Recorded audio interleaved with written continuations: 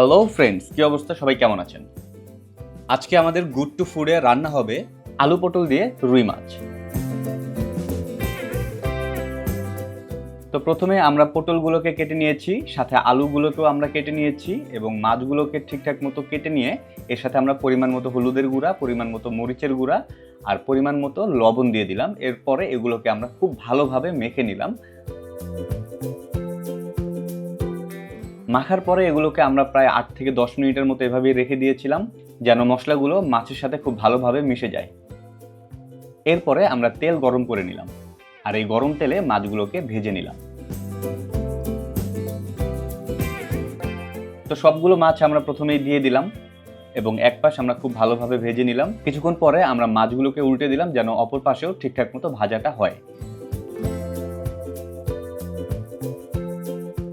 মাছগুলো ভাজা হয়ে গেলে আমরা সবগুলো মাছ উঠিয়ে নিলাম। আর এই যে অবশিষ্ট তেলগুলো রয়েছে, এই তেলের সাথে পরিমাণ মতো পেঁয়াজ আর মরিচ যেগুলো আগে থেকে কেটে রেখেছিলাম এগুলো দিয়ে আমরা ঠিকঠাক মতো নাড়তে থাকলাম। কিছুক্ষণ পরে এর সাথে আমরা পরিমাণ মতো লবণ, পরিমাণ মতো হলুদের গুঁড়া, পরিমাণ মতো মরিচের গুঁড়া দিয়ে পানি দিয়ে দিলাম। তো পানি দিয়ে আমরা এগুলোকে নাড়তে থাকলাম। কিন্তু একটা প্রবলেম হয়েছে, সেটা হচ্ছে আদা আর রসুনের বাটা আগে দিতে ভুলে গিয়েছিলাম। সো সেটা আমরা এখন দিয়ে আবার একটু নেড়ে নিলাম।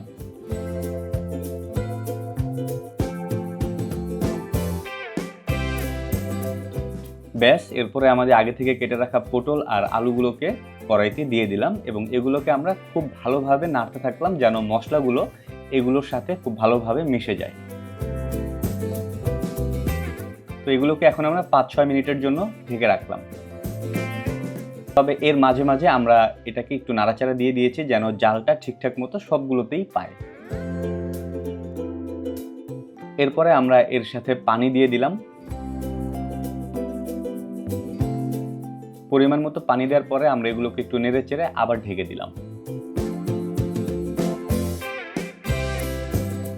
এরপরে এগুলোকে 15 মিনিটের মতো ঢেকে রাখার পরে ঢাকনাটা উঠিয়ে আবার একটু নেড়ে চেড়ে দিলাম এবং এরপরে এটার সাথে আমরা আগে থেকে যে মাছগুলো ভেজে রেখেছিলাম সেগুলো দিয়ে দিলাম।